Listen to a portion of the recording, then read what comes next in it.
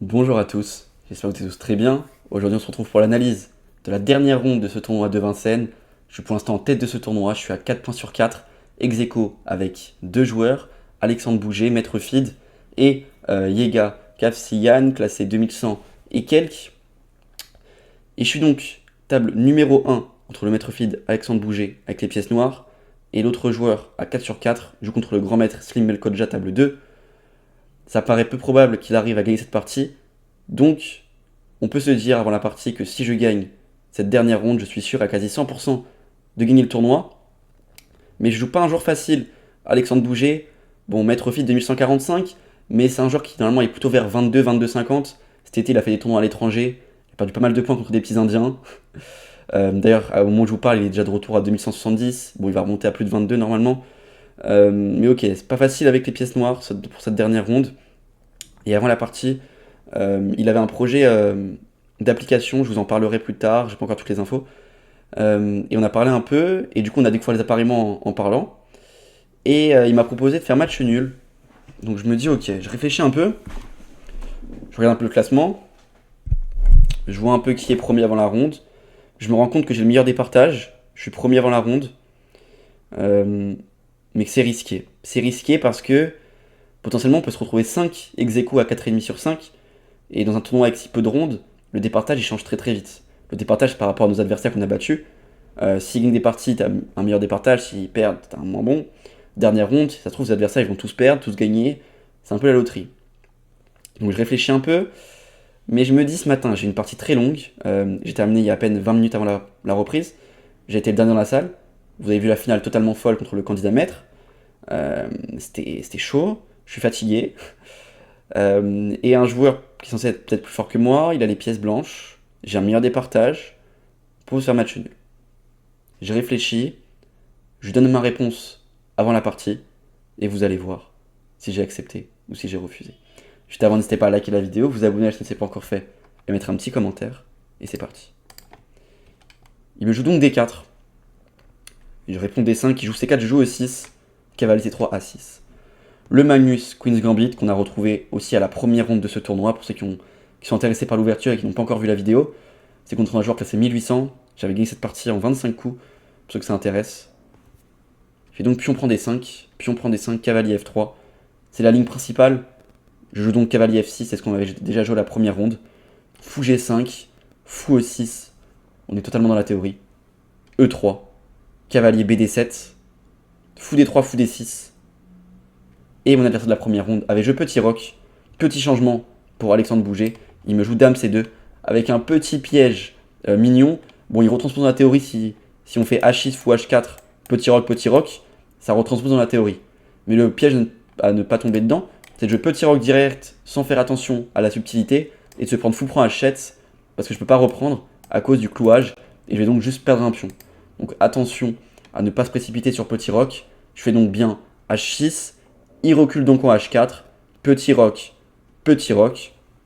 On retranspose donc totalement dans la théorie. Au début de la partie,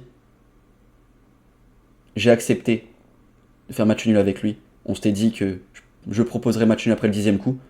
Et en fait là je joue petit roc et j'oublie de proposer nul. J'ai oublié de proposer nul, j'étais trop dans ma game, j'étais trop concentré. J'ai oublié de proposer nul, je vois qu'il me regarde en mode il se passe quoi? Il joue petit rock, je me dis ah merde, c'est vrai. Donc je joue tempo dame E7, c'est la théorie. Et je lui propose match nul. Il accepte, bien évidemment. Et on termine la partie en un quart d'heure. Et là, le moment le plus important arrive. Parce que la pression, c'était pas la partie, c'était ce qu'allaient faire les autres. Parce que c'est vrai qu'il y avait un joueur qui pouvait potentiellement me rattraper et qui avait un très bon départage. C'était le joueur qui joue contre le grand maître. Et quand je vois qu'au bout de 30 minutes, le 2100 est totalement gagnant contre le grand maître, peut-être pas totalement, mais il est très très bien, je vous mens pas, j'ai la petite goutte. J'ai la petite goutte de sueur. Je me dis merde, j'aurais peut-être pas dû accepter finalement. Je me suis dit bon bah c'est de ma faute, j'ai accepté, je vais pas finir premier, c'est de ma faute. Mais par chance, je sais pas ce qui se passe. Il a une position avec un bel avantage d'espace, tout va bien. Et il propose match nul à son adversaire. Il propose match nul, le grand maître, ou alors non c'est le grand maître qui propose, je sais plus, un des deux. Mais en tout cas ils font match nul. Je me dis what? Ok, carré. Bon, il a 4,5 aussi. Il est ex aequo, il avait un bon départage. On est donc 3 déjà. Ensuite, il y a un joueur qui va gagner, qui va nous rejoindre. Et les deux autres échiquiers vont faire match nul. Donc on sera 4 joueurs ex aequo à 4,5 sur 5. Tout va jouer au départage. Je vous mens pas, pendant les 2-3 heures là où j'avais rien à faire, j'étais à fond dans la salle de jeu.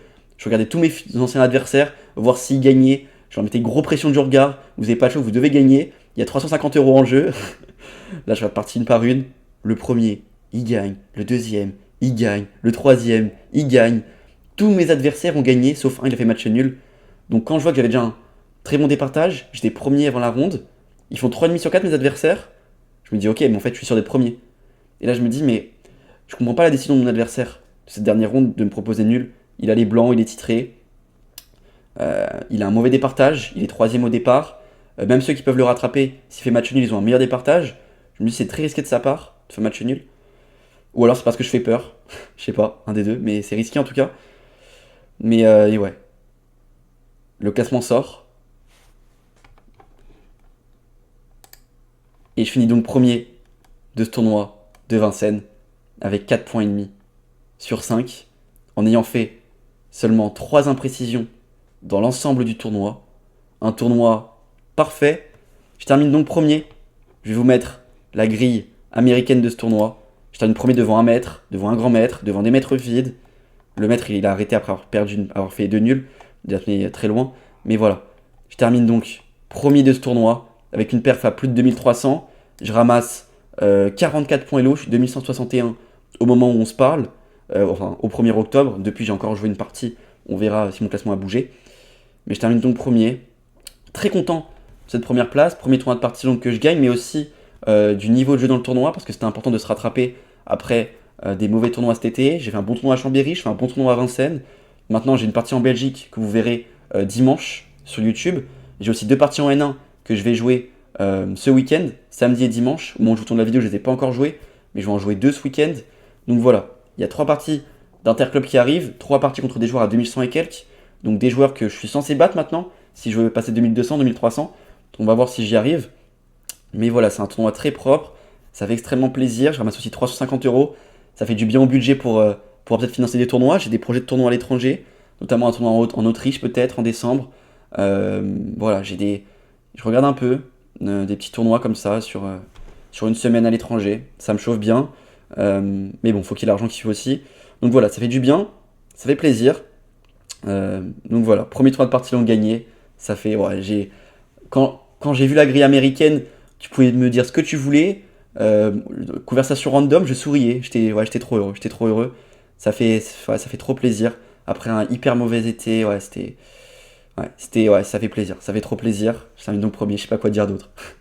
Voilà, donc nous on va se retrouver. Bon, on n'a pas fait le bilan de partie cette partie, mais bon, on est à 100 points de précision forcément. On va donc se retrouver dans quelques jours, dimanche à 18h, pour l'analyse de la première ronde de première division belge. Cette année, je vais jouer en France et en Belgique les interclubs. Et j'ai été contacté par plusieurs clubs. Et je vais jouer pour le Crélel à Liège en première division. Donc voilà, j'espère que la vidéo vous aura plu. J'espère que mon tournoi vous aura plu. Moi, il m'a plu. On se retrouve donc dimanche à 18h pour l'analyse de la ronde numéro 1 de Belgique, suivie des rondes numéro 1 et 2 de National 1 française les jours qui suivent. Et voilà, plein de tournois arrivent, plein de bonnes choses. Allez, à dimanche 18h. Ciao.